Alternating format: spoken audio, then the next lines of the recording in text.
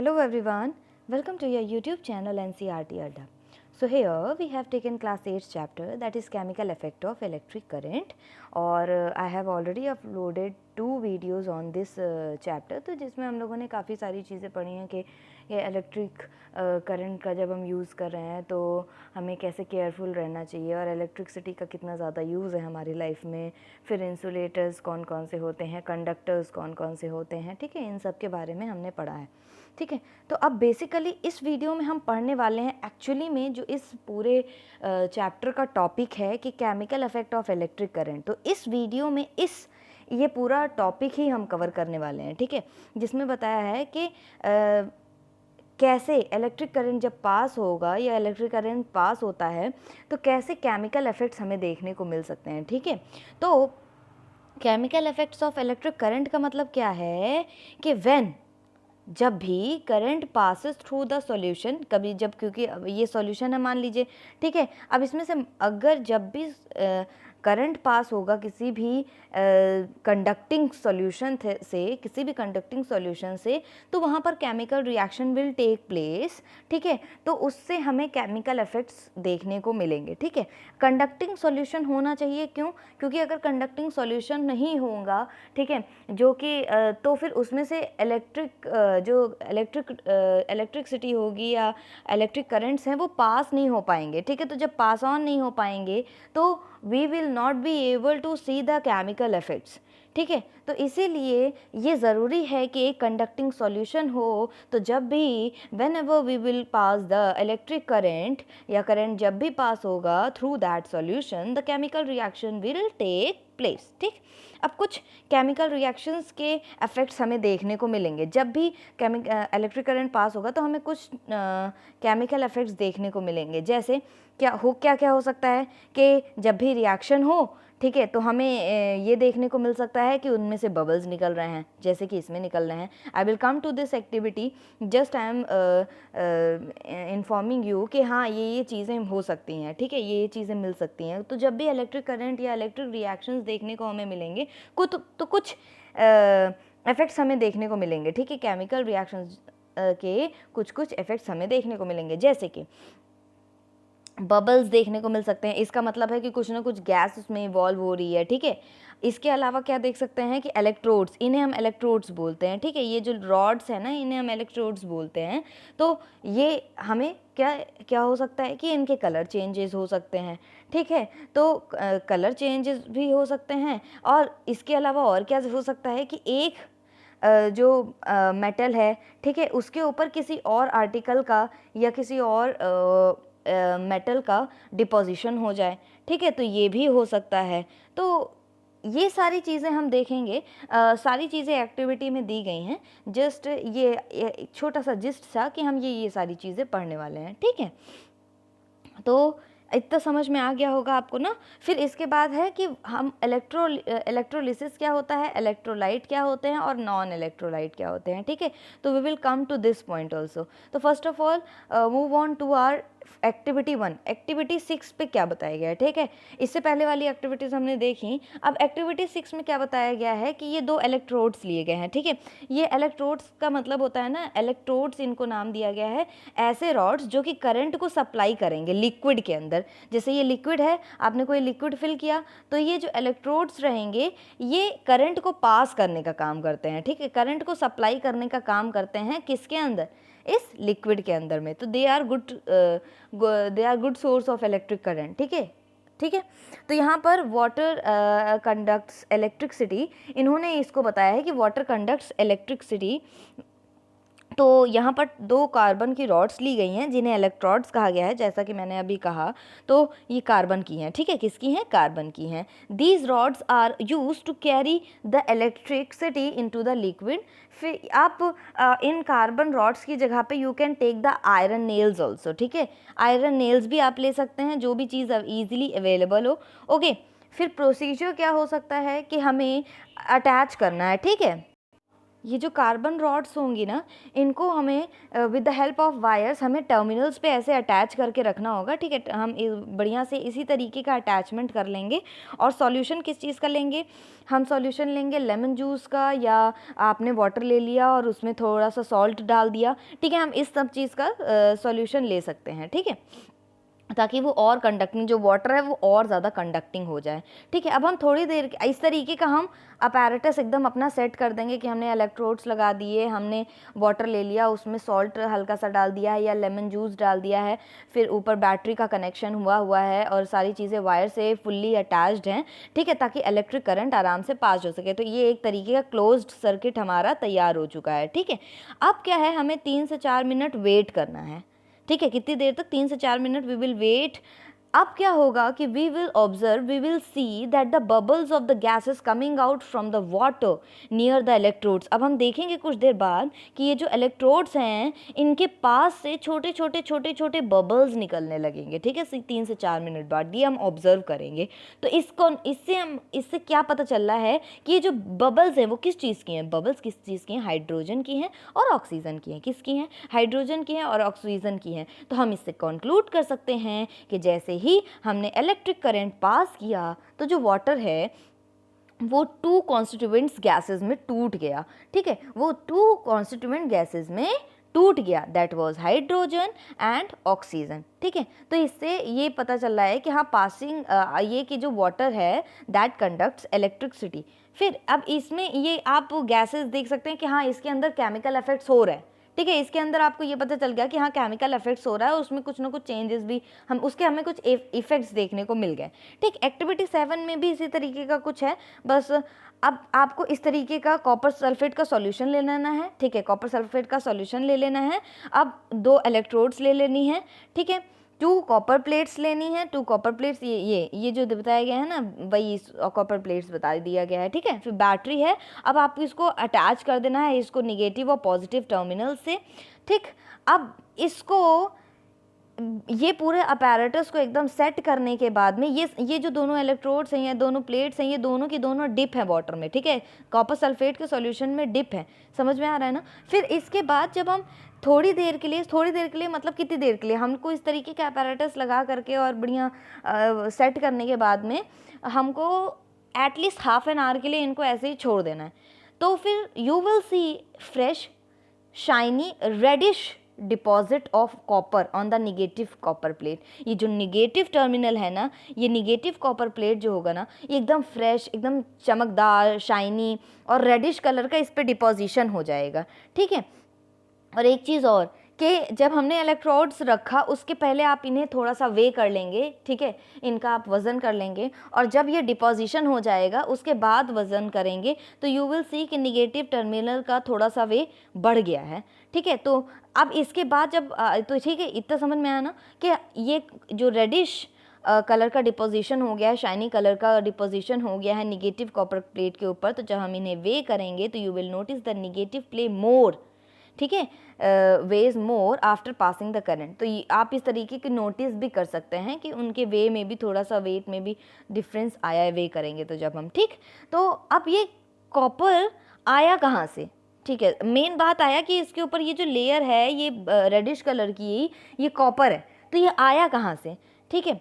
तो जब इसका एकदम सिंपल सा सॉल्यूशन है कि जब हमने इलेक्ट्रिक करंट पास किया इस सॉल्यूशन में से, तो इलेक्ट्रोड्स क्या हैं हमारे, ऐसे रॉड्स होते हैं जो करंट को सप्लाई करेंगे। तो अब यहाँ पर क्या होगा, कॉपर सल्फेट सॉल्यूशन जो होगा वो 2 आयंस में टूट जाएगा, कॉपर और सल्फेट 2 आयंस में वो टूट जाएगा, ठीक है, ब्रेक डाउन हो जाएगा जैसे ही इलेक्ट्रिक करंट पास होगा।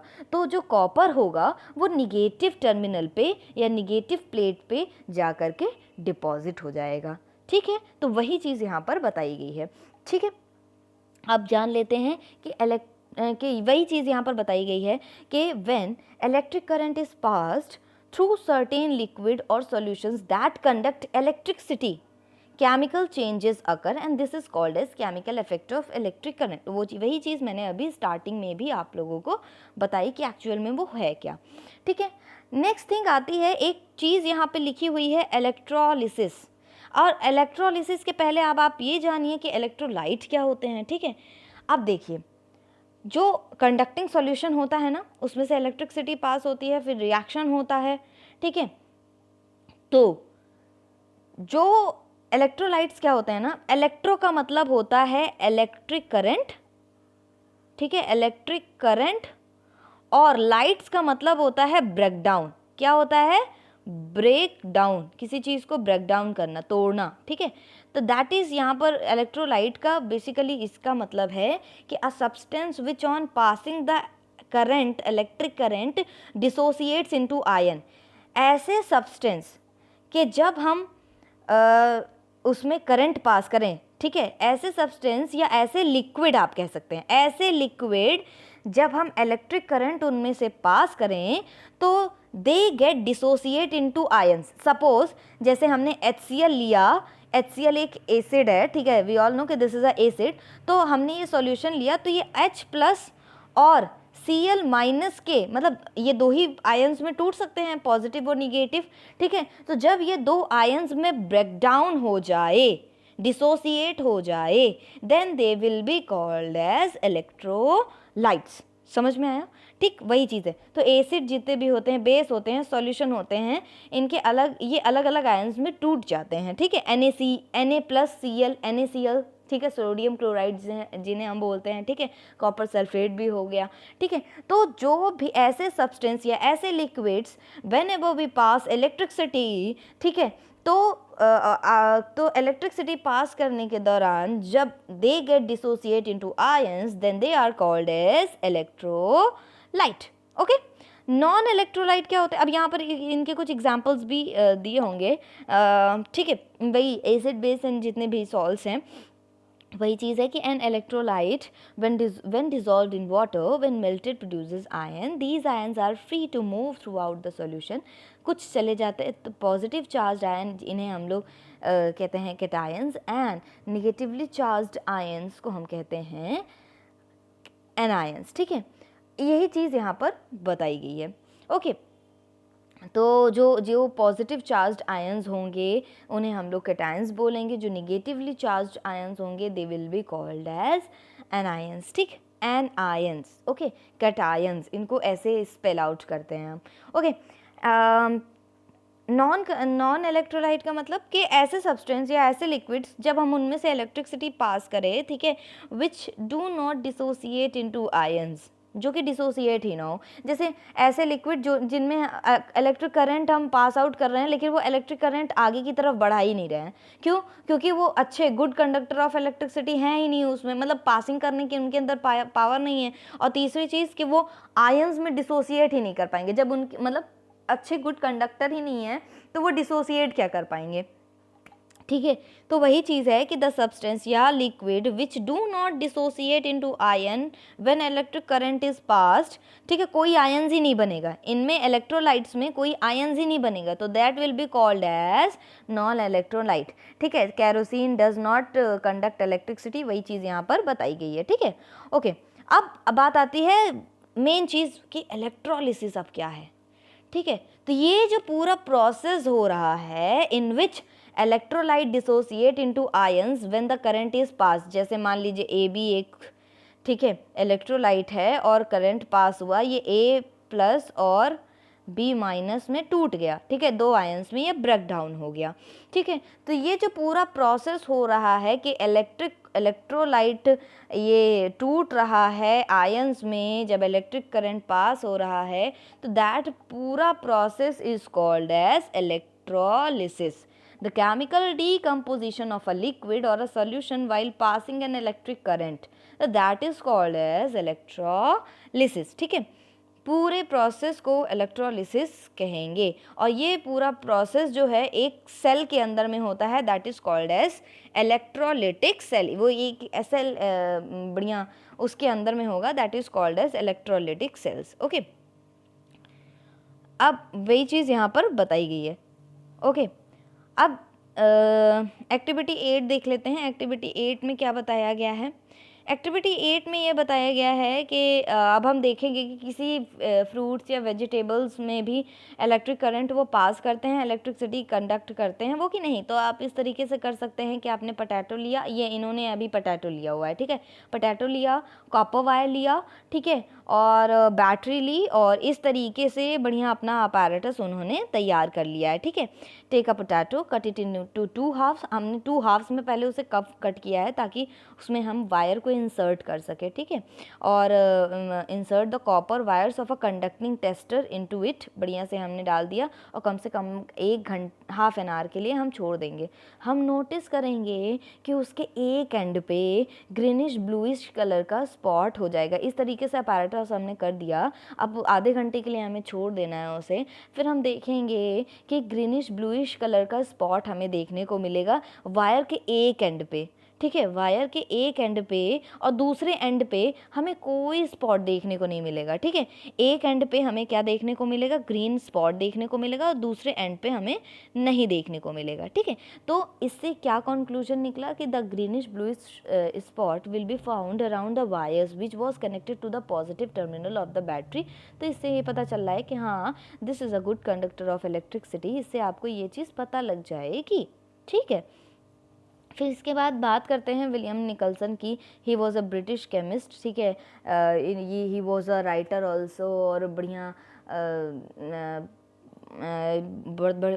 ये बहुत अच्छी चीज़ें लिखते भी थे और केमिस्ट भी थे। तो इन्होंने एक एक्सपेरिमेंट में ये चीज़ बताई थी कि जो इलेक्ट्रोड्स होते हैं, इलेक्ट्रोड्स जो मैंने अभी बताया कि when they are connected to the terminals of the battery, ठीक है, जब वो किसी भी बैटरी के साथ कनेक्टेड रहते हैं, ठीक है, जैसे ये 2 इलेक्ट्रोड्स हैं और ये वाटर है और ये कनेक्टेड हैं पूरे के पूरे, ठीक है, वो वाटर इसके अंदर में है और पूरा इमर्स्ड है और बढ़िया टर्मिनल पूरा बैटरी से जुड़ा हुआ है।